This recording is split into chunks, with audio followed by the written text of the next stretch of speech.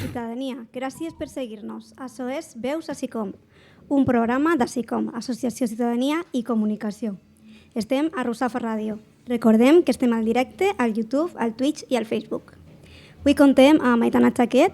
Hola, bon dia. Un plaer, com sempre. I després també entrarà Natàlia per a la segona entrevista. Avui contem amb Marina Gutiérrez Carrión. Bon dia. I Lucía Benlloc, que estan fent les pràctiques en l'Organització Paz i Desarrollo. Hola. Bon dia, Verònica. I després també contarem amb Beatriu Cardona, la portaveu d'Intersindical, per a la segona entrevista. Bé, doncs anem a començar ja primer en aquesta entrevista.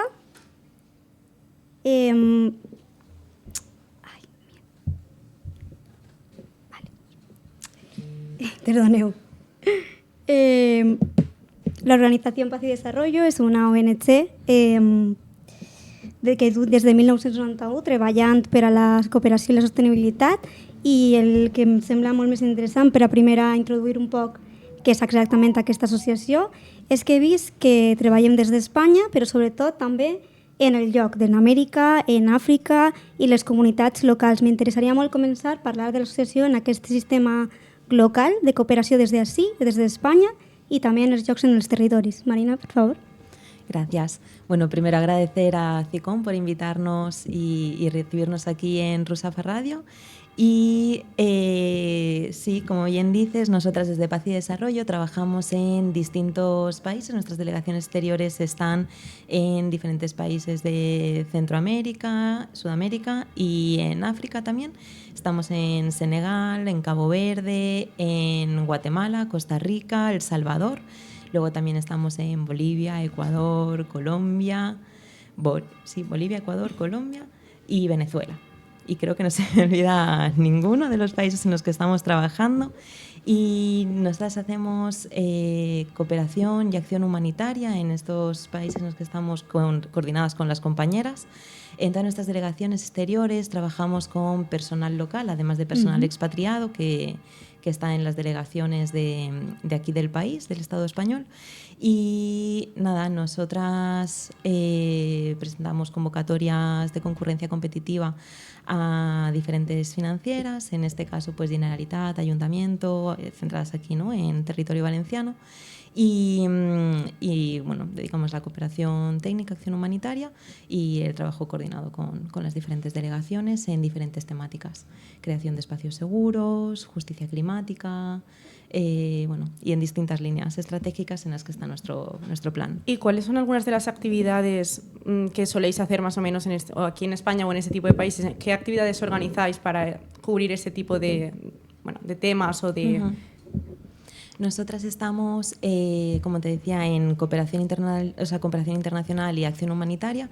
Entonces, desde aquí se plantean unos programas a trabajar en los territorios, pero luego además hay una parte, ¿no?, que está destinada a las acciones testimonio y acciones de sensibilización, que son las que se trasladan a través de la educación para transformación social a los territorios, en este caso al territorio valenciano, en el que con distintos agentes de la educación no formal y formal trabajamos, ¿no?, en que conozcan las interdependencias globales y cómo, bueno, acercarles, ¿no?, a las realidades del sur global y cómo las problemáticas que hay en el mundo vienen dadas por distintos factores que vienen de muchas ocasiones, ¿no?, de lo que ocurre en el norte global. Entonces, bueno, pues desde programas un poco más amplios de educación y acción social con población en situación vulnerabilizada y no vulnerabilizada, también en distintos contextos más normativos, intentamos eso, que conozcan las realidades de pues, los distintos países, ¿no? Acercando, por ejemplo, también lo que hacemos en Ecuador, prevención de violencias, cómo lo trasladamos para que niños, niñas, adolescentes conozcan en territorio valenciano qué es lo que ocurre allí, cómo se articulan diferentes agentes y qué podemos hacer aquí desde nuestras realidades locales. ¿Y trabajáis entonces con institutos o soléis trabajar con institutos de la zona? Principalmente nosotros trabajamos en entornos no formales e informales, es decir, estamos más en Orriols, Torrefiel, estamos también en Manises, Torrent, Albal y en Catarroja también, y en Ontinyent de manera puntual. Y nosotros en estos territorios trabajamos con asociaciones, con otras asociaciones interculturales, vecinales, barriales, y luego además de manera más puntual también en educación formal, en algunos centros educativos, institutos i universidades. Trobeu normalment col·laboració en els centres educatius o preferiu treballar en associacions per una qüestió pròpia o perquè trobeu certa dificultat per entrar en el terreny educatiu, segons el centre o... Pues sí que es cierto que, por la experiencia de la entidad, ¿no? Preferimos trabajar en entornos no formales o informales porque nos acerca al territorio, a seguir trabajando en la comunidad, en lo más cercano. Al final así también es más sencillo, ¿no? Replicar estas mismas actividades o programas que realizamos en las delegaciones exteriores en los distintos países, pero los centros educativos en los que estamos trabajando también es cierto que son centros en los que ya tenemos un largo recorrido. Sí que es cierto que entrar en uno nuevo ahora es algo más complejo, cuesta un poquito. Creo que no es una situación fácil para muchas organizaciones entrar ahora en los centros. Hay muchas más restricciones y está todo hay un poco más de complejidad, ¿no? Pero sí, siempre que podamos intervenir y apoyar a los currículos educativos de los centros lo tratamos de hacer. I dime, Lucía, per què triares aquesta ONG per les teves pràctiques?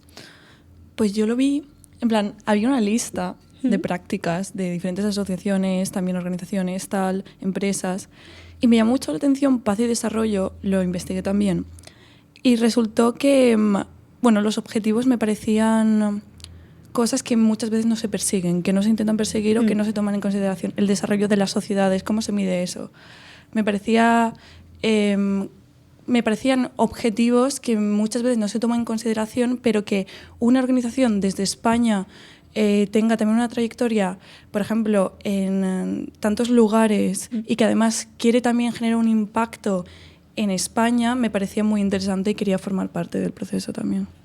Sí, jo crec que una de les coses que més crida l'atenció d'aquesta ONG és la relació entre Espanya i tants països diferents. O sigui, aconseguir una cooperació en tantes zones diferents del món me pareix que és una tasca que heu fet molt important i són 30 anys ja d'experiència que se nota, però penseu que és possible seguir expandint-se a altres comunitats i que encara n'hi ha una xarxa de persones que encara poden augmentar aquesta cooperació?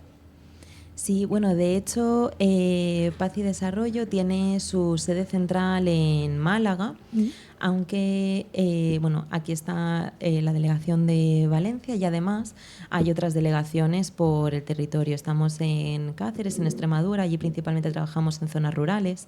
Estamos en Sevilla, en Córdoba, en Granada, en varias zonas del territorio, en Madrid también, en algunas zonas de La Mancha. Entonces, estamos bastante extendidas en todo el territorio del Estado español y yo creo que por ahora lo importante es fortalecer todas las delegaciones, todos los territorios, seguir trabajando, ¿no? Con todos los agentes multiactor, ¿no? Con los que tratamos de complementar nuestro trabajo, que siempre estén implicadas las administraciones, titulares de responsabilidad, ¿no? Que también estén pues los claustros de los centros educativos, que estén las juntas directivas de las asociaciones, no solo, ¿no? La población con la que solemos trabajar, sino también intentar implicar a otros muchos agentes e intentar hacer, ¿no? Como todo un proceso más amplio que cubra a todas. Y para que la gente os encuentre, porque tenéis web, ¿verdad? Tenéis una web en la que la gente puede... Dentro de la web ya sale donde puedes hacerte socio o hacerte voluntario. ¿Qué son las actividades de los voluntarios? ¿Qué puedes hacer para ayudar a esta asociación? Un poco para que la gente que nos esté escuchando también pueda saber cómo buscaros y cómo ayudar. Sí, es cierto que ahora aparece en construcción la página web. Justo estábamos en unos años de rebranding, ¿no? Se ha hecho ahí todo un cambio de la imagen de Paz y Desarrollo, más actualizada. también pues acercarse un poco más a la gente joven y bueno, nuevas generaciones, ¿no? Y bueno, en paciodesarrollo.org sí que hay algunas partes de la web que ya están más actualizadas, y aquí se puede encontrar nuestro plan de voluntariado, en el que se especifican las áreas en las que se puede una persona asociar, ser parte del cambio de la entidad, y en distintos programas, ¿no? Hay una parte pues más enfocada al apoyo en sede, otra parte más enfocada a estar en educación, pues eso, acompañándonos a las técnicas de educación a la marcha, ¿no? Del día a día, y también en cooperación internacional, y bueno, hay distintas líneas de voluntariado en las que se puede apoyar en PIDE. También, por ejemplo, tenemos redes sociales que lo están llevando chicas como Caterina y Román, que lo están haciendo genial y que pues, es muy importante también decirlo. ¿Cómo se llaman las redes sociales para que la gente pueda seguirlas? Paz y Desarrollo, y luego en TikTok estamos, queremos abrir una cuenta para seguir próximos. Sí. Sí, como ampliarse a públicos más Exacto. jóvenes, ¿no? Porque de normal notáis que los voluntarios y socios son gente más mayor, ¿verdad? No tenéis tanto público un poco más de nuestra edad o más joven, ¿no? Eso es, normalmente contamos con personas jóvenes, pero ya más tempranas a Jóvenes la edad adultos, adulta. sí. Pero sí que es cierto que desde que impulsamos un programa que está financiado por la Generalitat, Generación del Cambio, trata de sensibilizar a la población más joven, ¿no? A partir de los 16 años hasta los 20 y pocos, en participar en la comunidad, ya no solo en programas de cooperación, de tener que ir a terreno, visitar un espacio, en una delegación exterior y todo un proceso allí, sino de lo que hacemos también aquí, participar en tu comunidad, al final visibilizar la importancia de colectivizarse y de participar en tu barrio, aunque sea. Clar, perquè al final no és tan fàcil traslladar la gent d'ací fins allí, però si fas el mateix projecte pots fer-lo en un territori de qualsevol país del món, al final són els mateixos valors i els mateixos principis que voleu aplicar en el territori. I parlant d'aixòs projectes, conta'ns algun projecte destacat que podeu contar-nos. Pues bueno, este de Generación del Cambio principalmente, ¿no? Nace también un poco de ver experiencias en Ecuador, por ejemplo, donde grupos de jóvenes se han formado en distintos territorios, en liderazgo de su comunidad, en reporterismo comunitario. No lo he contado antes, pero Paz y Desarrollo también tiene una línea muy potente en comunicación transformadora. También, bueno, tenemos desde hace muchos años una pequeña emisora de radio interna, Radio 21. Entonces, ahí se han ido generando distintos podcasts, programas y demás. Y bueno, esta radio ha complementado muchos de los procesos, ¿no? Por ejemplo, el programa Meta en Ecuador ha sido este proceso que ha estado formando a jóvenes en distintos territorios, también reporterismo comunitario, y esto después se ha ido replicando, ¿no? En todos los territorios españoles, y finalmente, bueno, este enero presentamos una red de reportería comunitaria a nivel global, donde participaron jóvenes de Costa Rica, jóvenes de Colombia, jóvenes de Ecuador, jóvenes de Málaga, de Valencia, y bueno, estamos tratando, ¿no? de generar que la comunicación transformadora es un poder súper importante para la gente joven principalmente. ¿Y dónde se podrá encontrar esto que estás comentando, que dices que sale en enero? ¿En la web o lo haréis en la radio? Está publicado ya en nuestras redes sociales, en Instagram está publicado y en nuestra web también. Entonces allí podemos encontrarlos, podemos dejar el link de acceso. Y Lucía, ¿tú recomendarías a la gente que va a hacer prácticas próximamente, porque estáis en más universidades, además de la Universidad de Valencia, como posibilidad de prácticas? Sí, nosotros estamos en la Universidad de Valencia y Universidad Politécnica. ¿Recomendarías a la gente hacer prácticas, a la gente que le interesa más el periodismo social o, digamos, cooperativo? Yo creo que sí lo recomendaría. Considero que además Paz y Desarrollo ahora mismo tiene muchísimo potencial comunicativo y que con nuevos perfiles de estudiantes que entrasen, creo que se explotaría súper bien, porque además son gente muy interesante, hay historias que contar, que hacen falta contar, y que creo que sí, totalmente. Para mí ha sido una muy buena experiencia. Des de la perspectiva de gènere, és una associació que també es nota la presència fonamentalment femenina o noteu que n'hi ha més transversalitat? No, nosotras principalmente, yo diría que la mayoría de trabajadoras somos todas mujeres. la mayoría de personas en prácticas también son mujeres. Sí que es cierto, bueno, que hay una paridad, ¿no? Y ahora mismo también nos encontramos en el proceso de creación de nuestro plan de igualdad, bueno, renovado. Sí que teníamos ya uno previamente, pero ahora ya contamos con todos nuestros planes actualizados, nuestro plan estratégico, toda nuestra línea de prevención de violencia de género es una de las bases, creación de espacios seguros para la infancia, para las mujeres, para la juventud. Bueno, estamos como testeando todas estas metodologías que se llevan tratando de implementar durante mucho tiempo, de construir sobre todo antes de implementar. ¿Y fuera de España también hay esa mayoría de mujeres en las sedes exteriores? ¿También diríais que hay una mayoría de mujeres, que tanto voluntarios como socios como trabajadores? Sí, principalmente la presencia de las mujeres es mucho más amplia, y también en las personas que participan en los programas. También se apuesta mucho, ¿no?, por el liderazgo de las mujeres, la corresponsabilidad en los territorios, o sea, para programas de emprendeduría también se trabaja mucho con todas las mujeres. Principalmente la población con la que estamos trabajando son niños, niñas, adolescentes, juventud y mujer. Sí, també suposa que en certa manera en aquests territoris les dones i la gent més jove són també un grup vulnerable, no? I per això també igual necessiten més reforç, sobretot en els dius de l'emprenedoria. És molt important que puguen tindre el seu propi treball i crear els seus propis projectes per desenvolupar-se en el territori i no tindre que eixir del país. Eso es, por ejemplo, en Cabo Verde las compañeras estuvieron desarrollando todo un programa con las peixeras de la zona, ¿no?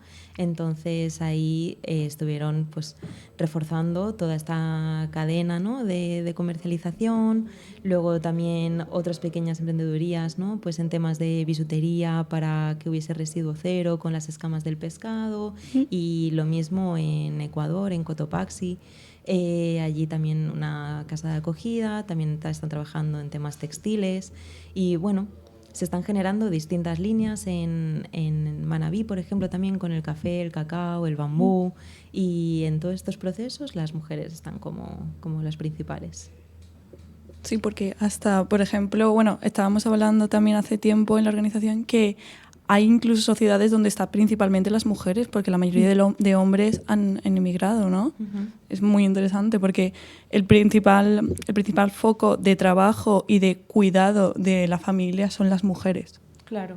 Y también son gente que por la cultura en la que están muchas veces tienen un menor acceso a la educación, o es más fácil que acaben dejando su proceso educativo o de la carrera por centrarse en lo que estamos diciendo, en la familia o en tareas que culturalmente o tradicionalmente se han considerado para la mujer. Entonces veo muy importante este proceso que hacéis vosotras de enseñar que no necesariamente tienen que ceñirse a ese papel, sino que pueden, pues un poco paz y desarrollo, ¿no?, desarrollar otro tipo de habilidades y desarrollar de alguna manera esa visión que tienen estas culturas en cuanto a la función de la mujer o la función de los niños. Porque también cuando hablas de jóvenes, ¿te refieres a jóvenes que en otros países no están escolarizados para darles algún tipo de educación, o más bien como enseñarles que tienen otras salidas, otras opciones a nivel tanto ecológico como todos los valores que tenéis en la asociación? Me refiero, ¿los buscáis a niños que están en situación de vulnerabilidad, o es más en general la población de la zona enseñarles los valores que transmitís en la asociación? Nosotras con la gente joven principalmente trabajamos, bueno, una serie, ¿no?, primero de cuidados básicos, de generar un espacio de confianza, un espacio seguro. Eso es lo principal, ¿no?, para después trabajar en su liderazgo en la comunidad, que sean jóvenes líderes de su territorio, que defiendan, ¿no?, el territorio, la tierra, su zona y su cultura. Y después, bueno, por ejemplo, en Senegal ahora pronto vamos a comenzar un nuevo programa en el que no solo vamos a trabajar con la herencia, ¿no?, que ya llevamos muchos años allí, trabajando en temas de sostenibilidad ambiental, huertos familiares y enfocado a la agroecología.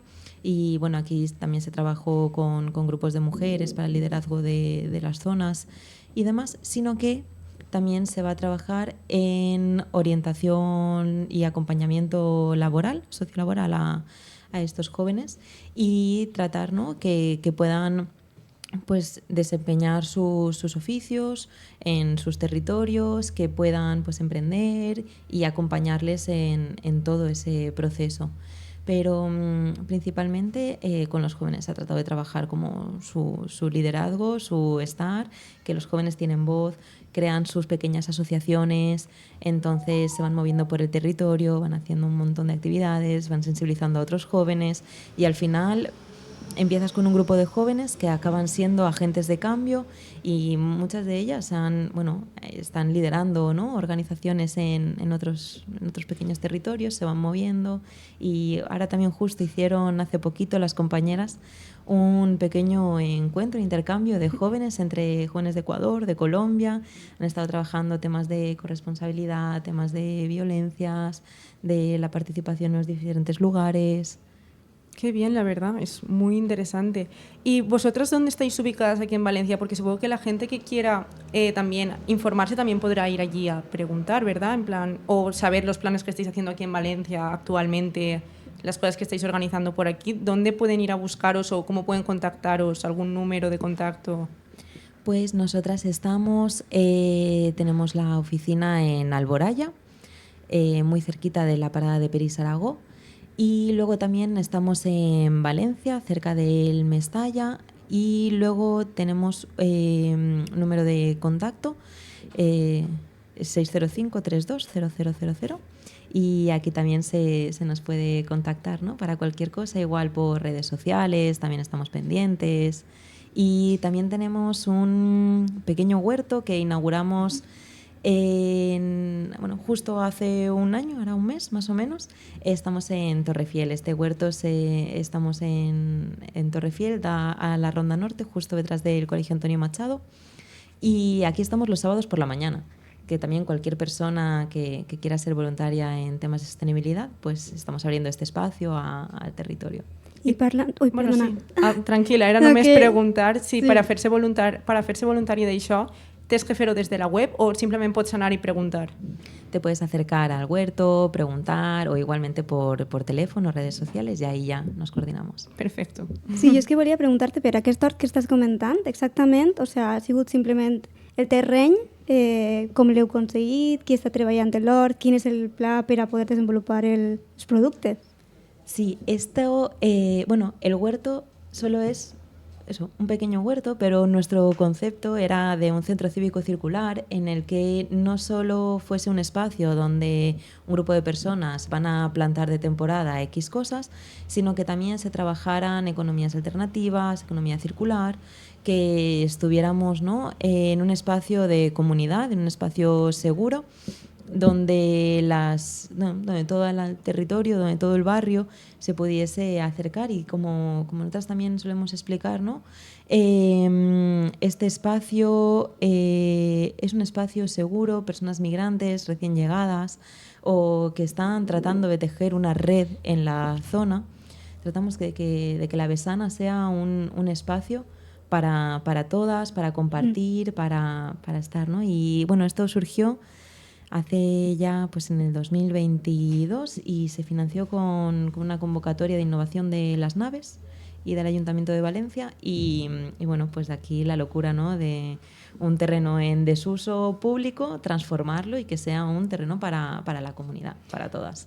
Estamos en directo ahora mismo y la gente nos puede ir enviando mensajes, así que ha habido bastante difusión del programa, parece ser, porque hay bastante gente que está comentando.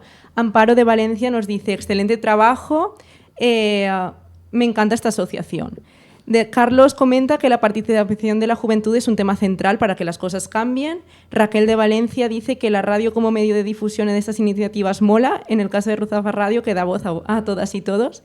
Y por último, Carmen de Valencia comenta que los jóvenes son el presente y el futuro y debemos apoyarlos siempre. Muchísimas gracias a todos los que nos estáis escuchando y estáis apoyando a esta asociación. Ya hemos comentado y luego también volveremos a poner sus redes sociales, su web, su número de teléfono para que podáis contactarles si alguien quiere hacerse socio o voluntario, pero por lo menos quedaos tranquilas de que la gente está escuchando vuestra voz y está dándose a conocer. Qué bien, muchas gracias. Muchas gracias. No, pues fins així la primera entrevista. Espero que vos hagi agradat. Moltes gràcies per la vostra participació i moltes gràcies Marina i Lucía per haver vingut i per haver parlat de l'associació. La veritat és que ha sigut un gust i espero que moltíssima més gent la conega i s'apunte i participi en tots aquests projectes que la veritat és que a mi em semblen superinteressants i que la gent jove també sí que vol participar. L'únic que necessita és un canal per a poder mobilitzar-se i unir-se i tots junts segur que podem fer les coses millor. Moltes gràcies. Gràcies. Gràcies.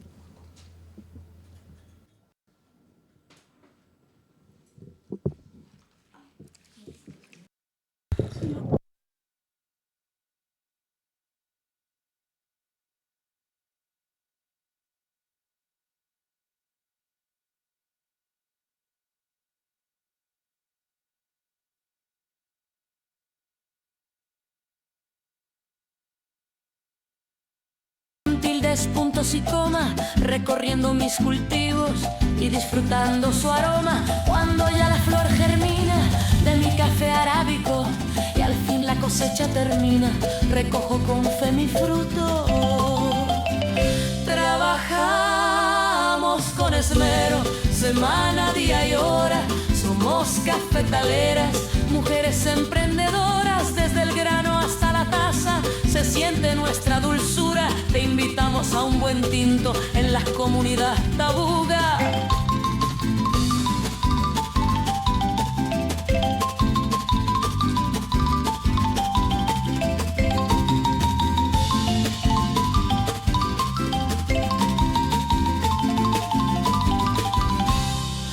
Viene el gran proceso, el despulpado y secado, y por amor les confieso es un arte el transformado. Después vengo y lo trillo y con mis manos lo majo. Decirlo es bien sencillo, pero es duro este trabajo. Nos fajamos el vestido como orugas transformadas y con fuerza y esperanza la montaña es nuestra casa. Somos de una comarca, nuestra meta es verdadera, lleva el sello de la tierra, se llama la Capirentera.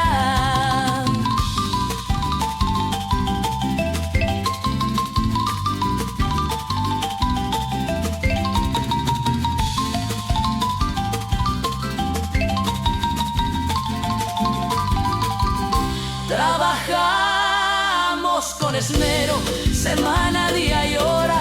Somos cafetaleras, mujeres emprendedoras, desde el grano hasta la taza se siente nuestra ternura. Ven, tómate un buen tinto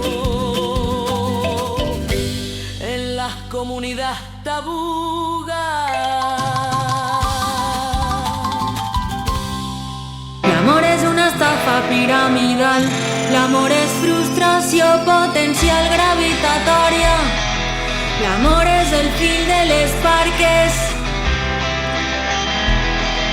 l'amor és el brull de la llet, l'amor és una cervesa sense alcohol, l'amor és un permís...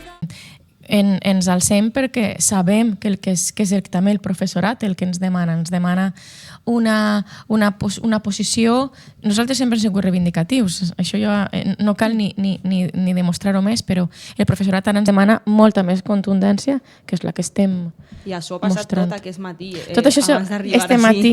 I abans d'arribar així també s'ha creat un grup de professorat de segon de batxillerat que, com vos imaginareu, està bullint des de bon de matí.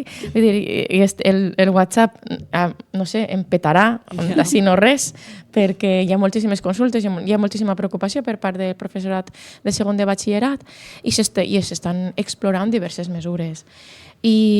Però, clar, nosaltres no volem que les coses es decidisquen tampoc en un grup de WhatsApp ni en això. Nosaltres som un sindicat assembleari i nosaltres ens nodrim de les nostres assemblees i el que hem impulsat és que els sindicats de la mesa que hem convocat la vaga indefinida, que som 4 dels 5, aquests 4 hem convocat una assemblea unitària per a demà, demà a la vesprada a les 5, per debatre tot, tant els serveis mínims abusius com la proposta que ens ha fet la Conselleria.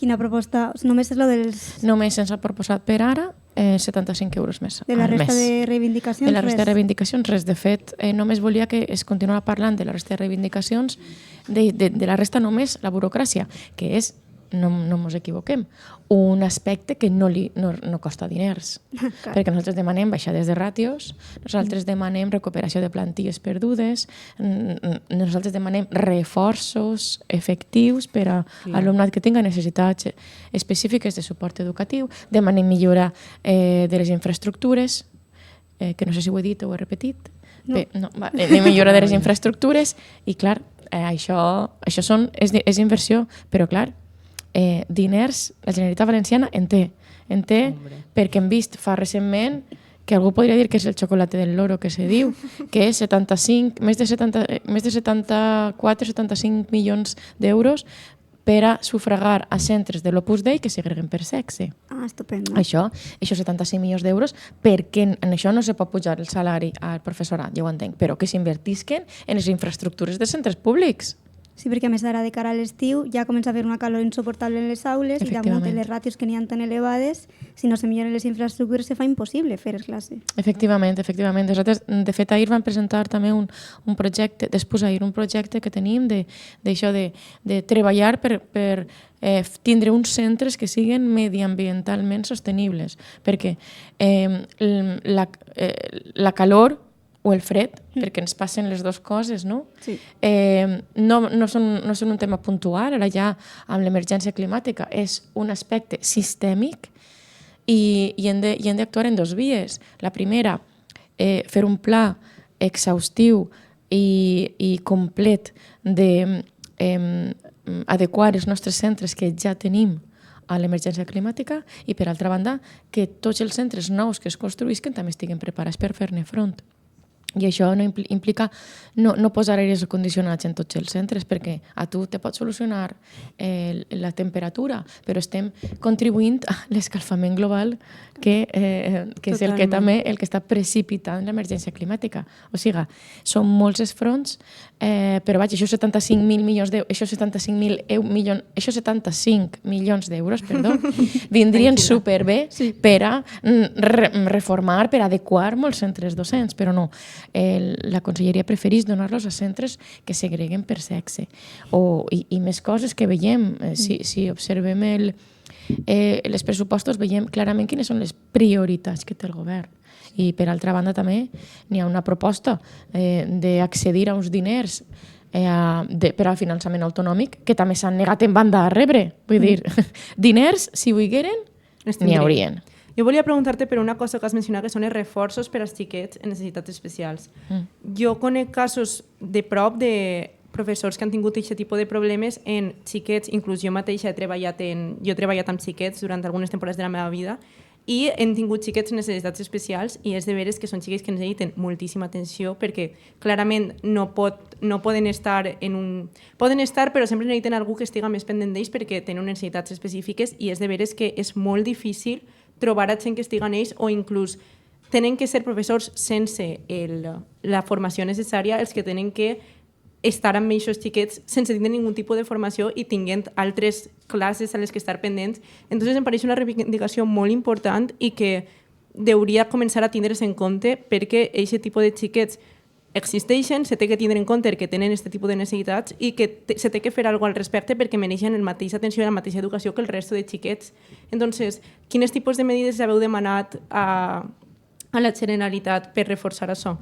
Doncs mira, permet-me que el diga que em sembla que has exposat el tema d'una manera impecable des del realisme de la teva experiència, perquè la inclusió és un repte grandíssim, però el professorat, incloent-hi a tu, quan has estat treballant, i no només el professorat, el personal d'atenció educativa, volem i necessitem atendre'ls correctament. La inclusió no significa que ara l'alumnat que tinga necessitats específiques de suport educatiu estiga en una aula amb 25 xiquets més aparcat al final. Clar, això no és la inclusió educativa. I la inclusió educativa necessita recursos claríssims i, a més, incontestables, perquè no només perquè ja la quantitat d'alumnat que tenim amb aquestes característiques ho necessita, sinó perquè veiem també que és una necessitat creixent de la nostra societat. Vivim en un món que, per desgràcia, no cuida a les persones, diguem-ne la globalitat, no? No estem parlant de les persones activistes o de mitjans de comunicació com Rosa fa Ràdio, que sempre està atenent a totes les reivindicacions socials, sinó estem parlant d'això, la globalitat, el sistema. El sistema ens vol que apartem a les persones que no apleguen o que no corresponen a certs estàndards. No? I en aquest sentit, la inclusió educativa hauria de ser una de les principals màximes de qualsevol administració educativa. Totalment. I això se pot solucionar de dues maneres, i les dues impliquen recursos de persones extraordinaris, que són recursos econòmics, perquè tu has de pagar a aquestes persones. La primera, la baixada de ràtios. Tu en una aula en 25, en infantil i primària, o si te'n vas a l'ESO, que també en el primer cicle d'ESO també és 25, però quan te'n vas a 30 continua havent alumnat que té aquestes necessitats. Doncs tu, amb tota aquesta gent, amb totes les característiques diferents de cadascuna d'aquestes personetes a les que nosaltres aspirem a educar, tu no pots actuar de la mateixa manera. Vull dir, tu, si en tens a 25, no és igual que si en tingueres 15. Si en tens a 30, no és igual que si en tingueres 25. Per tant, la baixada de ràtios és fonamental. I la baixada de ràtios, quan més primerenc siga el nivell, millor. Vull dir, en infantil ne tindrà una ràtio de 15. És quan més atenció... Quan més atenció necessiten, i també quan abans tu pots detectar si algú necessita... Correcte, que hi hagi alguna necessitat i quan abans pots actuar sobre ella. Clar. Perquè tu, si en tens 25 en l'aula d'infantil, ja em direu com una persona humana pot actuar entre totes i cadascuna de les seues individualitats i en la seva col·lectivitat en conjunt. És impossible. Tu necessites tindre una ràtio reduïda i, a banda, en casos en què tingues un número determinat de xiquets i xiquetes amb necessitats, has de tindre una altra persona en l'aula. Això no és una cosa nova. En Finlàndia, que molta gent parla que si Finlàndia cap amunt, cap avall, a partir de 19 alumnes ja n'hi ha 2 docents en l'aula.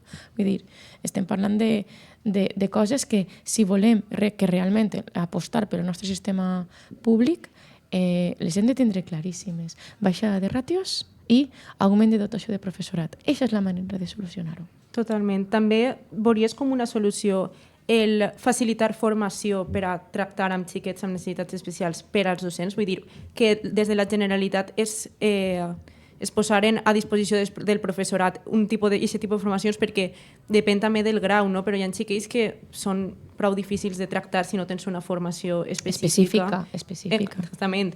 I al final la gent amb aquesta formació concreta, pues, per desgràcia, no sol ser un número molt gran o sol centrar-se en centres especialitzats, no tant en centres públics. Clar.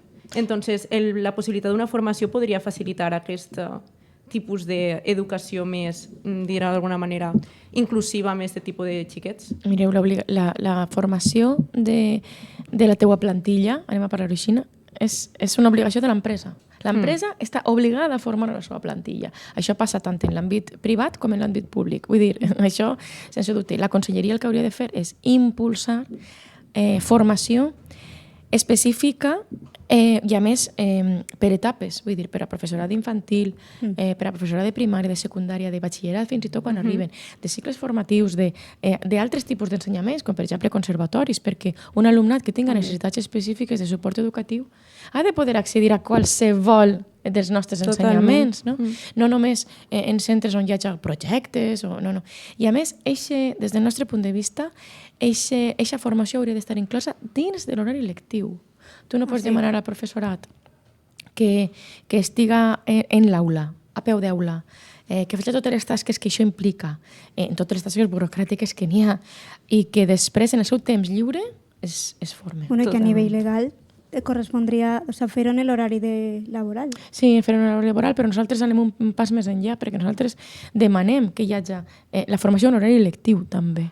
I que, per a que això es cobrisca per altra gent, per suposat, no que l'alumnat es quede sense aquesta hora lectiva, sinó perquè nosaltres considerem que és inherent a la tasca docent, la teua actualització. Totalment d'acord, la veritat, sí. Sí, i també jo crec que sí que personal especialitzat cada vegada se forma més a nivell de quan estudies en magisteri, hi ha moltes especialitzacions, però després no els contracten. I aleshores és gent que té totes les especialitzacions del món i que a nivell individual podria fer tasques increïbles per ajudar a moltíssims xiquets, però si no els contracten en la pública, pues, al final aquesta gent l'únic que pot fer és acabar en la privada. Clar, però és que a banda, en la privada, a més, ni això, perquè en la privada no s'inverteix en necessitats educatives com es fa en la pública, perquè hi ha un altre tipus de perfil. N'hi ha excepcions sempre, no anem a generalitzar, però bueno, deixeu-me que generalitzi un poc també. Vull dir, n'hi ha algunes excepcions, però no tantes. Val? De fet, són múltiples els casos on es recomana a les famílies que traslladen als seus fills i filles al centre públic amb la idea que en un centre públic sempre n'hi ha més recursos. Efectivament, n'hi ha més recursos que en la privada i concertada, però no n'hi ha recursos suficients.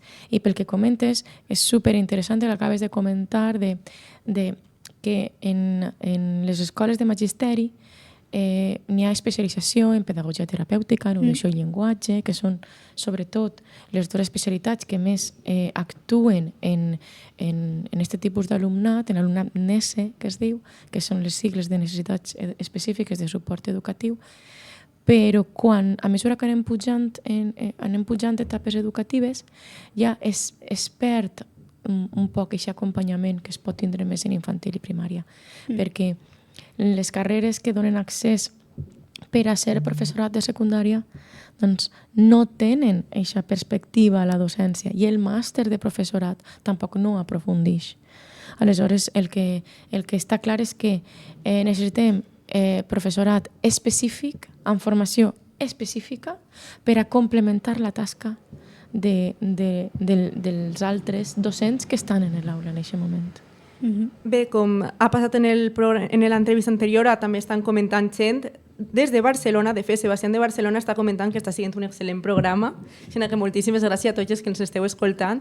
I bé, conta'ns un poc quina és la situació a futur d'aquesta vaga.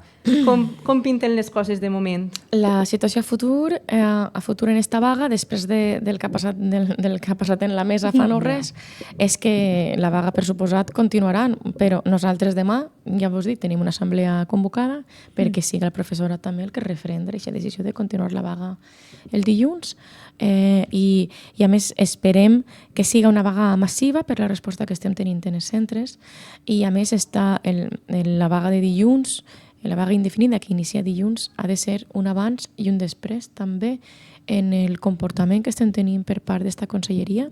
A més, ningunejant-nos, dient que portaven 8 anys sense haver fet res. Jo no sé qui, però jo he fet 3 vagues en el govern del Botànic.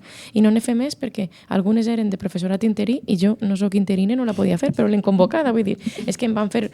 La primera específica la van fer d'Escoles Oficials d'Idiomes, que jo soc professora d'Escoles Oficials d'Idiomes. Vull dir, és que és tan ridícul dir això que no ens hem mobilitzat, però bueno, esperem que la conselleria canvi d'actitud. Avui no ha sigut suficient amb el que hem dit a la mesa i esperem que amb el que diga tot el professorat el dilluns buidant les aules i buidant els centres sí que siga suficient. I creus que va... Perdona. No, tranquil·la. Creus que va haver moviment en les aules per lo que es veu? Perquè per la meva experiència personal que tinc propera diria que sí, però com ho vegeu des de... És que esteu realment dins? Doncs ho veiem amb una il·lusió brutal, perquè moltes vagues nosaltres, ja vos dic, sempre les convoquem després d'assemblees, sempre, perquè és el nostre model. Però n'hi ha algunes que veus en una assemblea molt mobilitzada que te diu que la convoques, però altres que no estan molt mobilitzades. Però és que ara no estem en aquest punt. Hi ha hagut una mobilització brutal.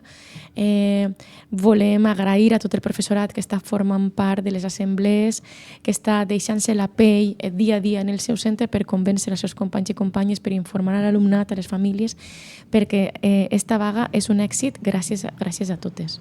Sí, no, jo volia preguntar-te perquè tinc entès que el dilluns es vaga també d'estudiants El dilluns el sindicat d'estudiants dona suport a la vaga, sí, tinc entès. Però recordeu que les vagues, pel que fa a l'estudiantat, són només a partir de tercer de l'ESO. Primer i segon no poden, i per suposat que infantil i primària no poden. El que sí que també tenim, per sort, el suport de les associacions majoritàries de famílies, que estan també impulsant la nostra vaga i estan també animant a... Rebeu apoyo de la família. Sí.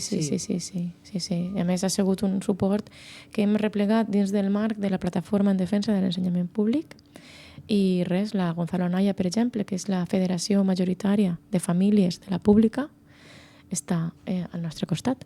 I la Gonzalo Anaya replega a les 3 associacions majoritàries en Castelló, València i Alacant. O sigui que un poc el rum-rum que estava sentint de que les famílies no estaven molt contentes en la vaga i això és un poc un intent de clavar... És un intent de clavar discòrdia entre nosaltres, cosa que no té res a veure amb la realitat. Està clar que hi ha famílies que, sobretot les famílies que tenen fills i filles en segon de batxillerat estan preocupades per la selectivitat i el que jo vull que sàpiguen és que el seu professorat està molt preocupat també per el seu alumne de segon de batxillerat, però no només per la vaga, sinó per les males condicions que n'hi ha no des d'aquest principi de curs, sinó des de que la Conselleria d'Educació actual, quan la tenia José Antonio Rovira, en 2023, quan va entrar el Partit Popular a governar amb Vox, van incomplir l'acord i van denunciar l'acord de plantilles que havíem signat en el govern anterior, que anava a millorar les plantilles. O sigui, nosaltres estem preocupades per l'alumnat des d'aquell moment, perquè teníem un acord de plantilles que millorava moltíssim la situació que teníem. El govern del Partit Popular no el va voler implementar, hem hagut d'anar als tribunals, ho hem guanyat i així tot està fent un comptagotes. Vull dir, això de que la llei és igual per a totes és mentira. La llei ja sabem que per al sistema i per als que tenen verdaderament el poder no actua tan ràpidament com en altres. I deixem un incís, nosaltres considerem, ho he esmentat breument, que els serveis mínims són abusius perquè demana que tot el professorat de batxillerat estiga de serveis mínims, això és palmàriament abusiu, i anem a recórrer i a demanar mesures cautelaríssimes al Tribunal Superior de Justícia, que, no sé, esperem que deixi les seues amistats perilloses i que se centre en la legalitat. Bé, estem a punt de tancar ja el programa, però tinguem una intervenció molt especial de José Ignacio, que avui no ha pogut estar amb nosaltres, que ens diu molt bones preguntes i bones explicacions, una vaga necessària per millorar l'educació pública, gràcies al compromís del professorat i llàstima de la mala política i gestió del govern de PP i Vox. I a passar pel que volen i lleven impostos als rics, de José Ignacio. Escoltamos des de Millars. Moltíssimes gràcies, José Ignacio, per estar escoltant-nos. Sí, i per més per tota la feina que fa CICOM, no només ara tampoc, sinó la històrica de moure a la ciutadania. Totalment. Un plaer rebre-vos així, poder donar-vos veu, perquè realment és una vaga molt necessària i que esperem que tinga l'efecte que espera tindre. Sí, recordem que comença el dia 11, però és indefinida. Indefinida, fins que el professorat decidisca parar. I suposa que n'hi haurà reunions continuades. Sí, nosaltres tenim un programa molt intens la setmana que ve. El dilluns n'hi ha 4 manifestacions convocades en 4 de les grans ciutats, en Castelló, València, Elx i Alacant. El dimarts hi ha batudes en els centres, però bueno, la següent cita grossa, diguem-ne, és el divendres 15, on tenim una manifestació unitària a València, estem organitzant autobusos, i per la vesprada del dia 15 farem també una assemblea per valorar com ha anat la setmana. Pues espere que tothom s'apunte el divendres 15 per a tindre... La última que va haver també va ser espectacular, la vaga que va haver així en València va ser espectacular, esperem que la següent també ho siga. Segur que sí. I moltíssimes gràcies per vindre i per donar-nos tota aquesta informació. Ha sigut un plaer estar amb vosaltres, companyes. Gràcies també tant a CICOM com a Rosa Ràdio per aquest espai que mos heu deixat. Gràcies. Gràcies. Moltes gràcies. Ens sentim i ens veiem la setmana que ve. Adeu. Adeu. Me sobren paraules, agulla fil de cosir, tisores, estufa, me sobren paraules. Vermut, patates, olives, paraules molt curtes, pi, paraules molt llargues, esternoclesmastoideu, paraules molt fàcils, mamà, paraules difícils, obliquitat, i jo què sé, me falten paraules per explicar què significa per jo, me falten paraules. Uau, uau, uau, uau, uau. Els diccionaris són plens de paraules gratis i certes, paraules d'amor senzilles i tendres. Ella tenia dues llunes en tota sa cara, les obria i les tancava, i tenia ses dues cares de sa lluna, una blanca i l'altra obscura. Me sobren paraules, però no tinc res a dir. Quedada, pitufo, me sobren paraules. D'aquí 2 anys me retir. Paraules molt lletges, nyu, paraules molt guapes.